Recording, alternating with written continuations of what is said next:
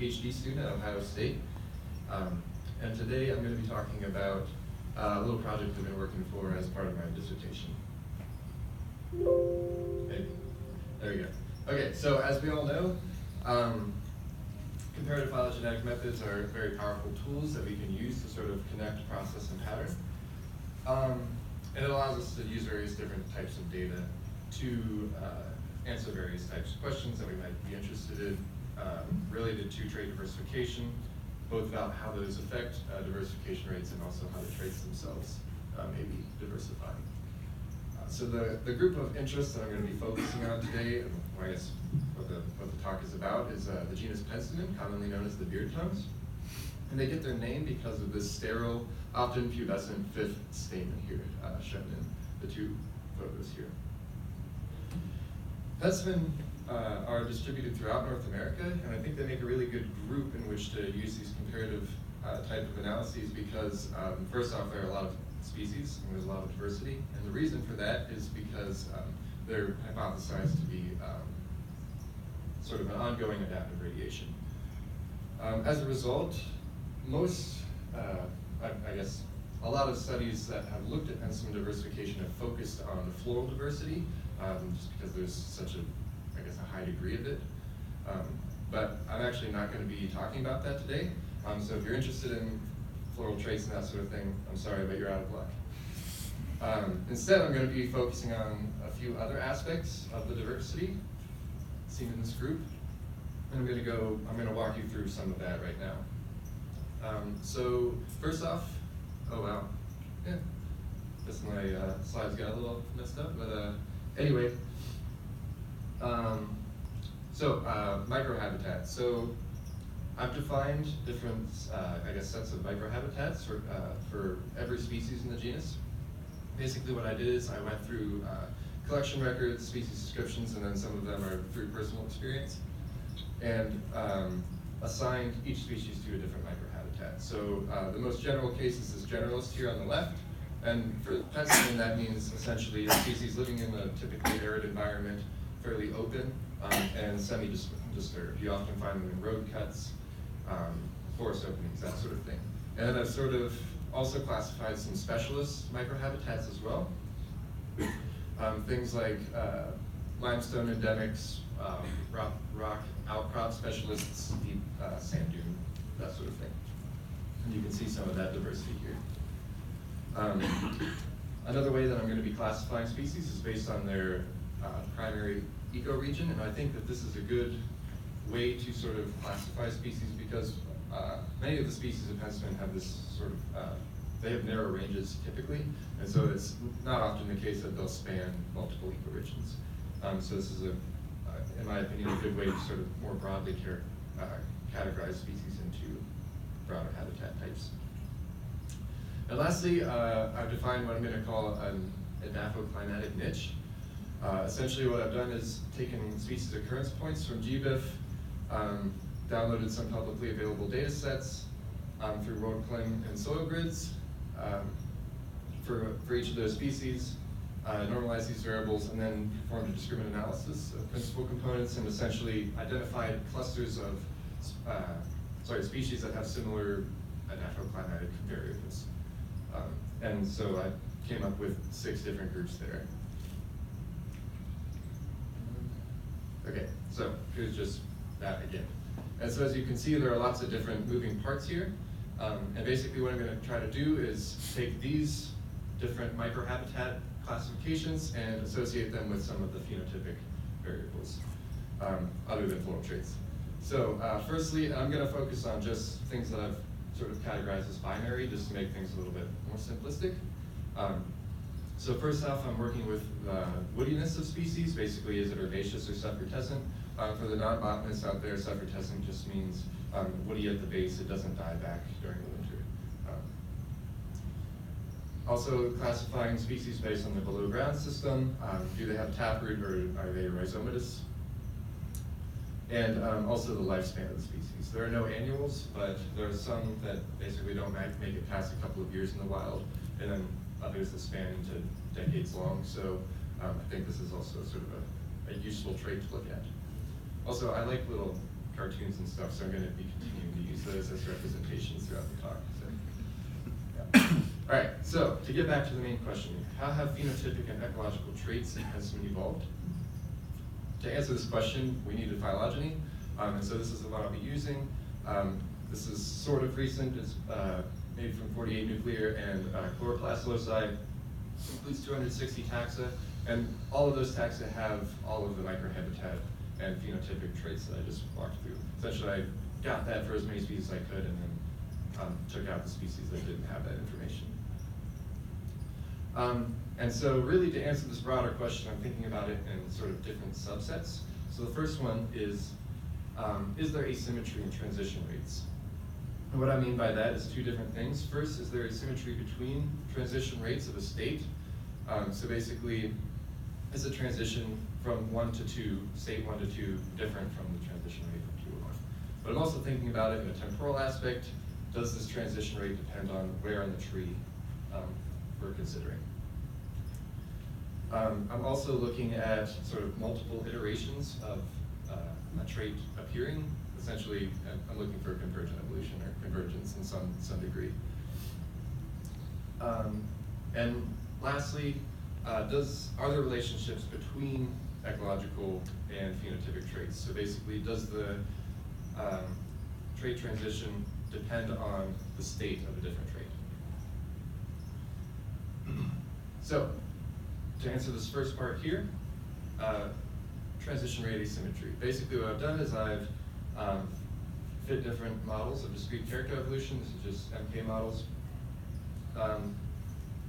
Just using AIC to define the best model. And I'm testing the equal rates, symmetric, and all rates different models. Then I'm taking essentially the best model of those three and then including a transformation on it just to get at this potentially temporal aspect.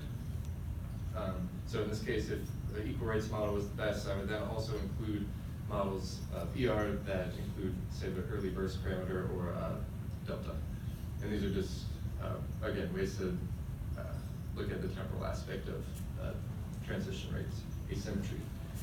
And then basically pick the best model out of all of them and make some sort of conclusion. So in this case, if we have the ER plus EV model, I would say that there's asymmetry in the temporal aspect because we have that early burst parameter, but not in the intertrait aspect because we have an equal rates model. Okay, so what are our expectations for this transition rate asymmetry? Because we have an adaptive radiation, we have some general expectations that we might be able to lay forth. So temporally, this has been discussed at length in other places, but essentially, I'm expecting an early burst model to fit this data, at least in some degree, whereby we have an early burst of trait diversification and a slowdown through time. As far as intertrait asymmetry, the expectations may be a little bit unclear. We may expect some degree of thinking about specialization as a dead end. But even so, some studies have shown that basically rate asymmetry may just depend on the number of states that you have at the tips of the tree. And so I'm a little unsure of what the expectation there would be, but nonetheless, it's informative to look at. So here's an overview of the results for the transition rate asymmetry. And there are basically three general results. We either have no evidence of asymmetry, as in that top row there. We have asymmetry in both cases, the temporal and intertrait transitions, and then also some cases where there's just temporal asymmetry. So I'm just going to go through some of the highlights here. So transition rates transition from taproot to rhizome and from long-lived to short-lived species, much higher than the inverse. And we also see that the temporal aspect of this here, there's slower transition rates near the present. So essentially that EV model. And this is sort of what we might expect in adaptive radiation. We have this early burst of diversification. However, in contrast, when we're looking at these environmental variables, we actually see the opposite temporal pattern, such that we see faster diversification at the tips. And yeah, maybe just food for thought there. We're getting a different signal from the phenotype versus the environment. So what's that all about? We do, however, see more transitions from generalists to specialists, despite the fact that we had an ER model there. And so there is some evidence of this evolutionary dead-end hypothesis, although we do have some transitions back from specialist to generalist. And I know that I said I wouldn't talk about oral traits, but this pattern was actually observed also in transitions from bee-pollinated to hummingbird-pollinated species in the genus. So there is some overlap here in terms of the types of things we're seeing. Okay, so trait asymmetry, done with that. Next up, multiple transitions. I'm thinking about this, again, as far as expectations. If we don't have much space, and I'm thinking about geographic space, we might expect something where we don't have as much room, essentially, to achieve convergence, or at least it would take a longer time because you have to deal with gene flow and that sort of thing. But however, if you have a very large space, you can essentially invade a new habitat and then have these, what I want to call maybe micro radiations, where you can again get to these same phenotypic states. And we see that in something like cichlids, and we would expect that in Penstemon, I think, because essentially we have an entire continent in which to move about. And short and simple, essentially we do see that in almost every case there are multiple appearances or multiple iterations of this, of traits evolving. Except in potentially one case, there's some support for a single invasion of the eastern temperate forests, which in the context of Penstemon evolution kind of makes sense. They hypothesize we started in the northern Rockies and moved eastward from there. All right, lastly, relationships between traits. This is sort of just a fancy way of asking, do transition rates between states in a single state depend on the state of another trait?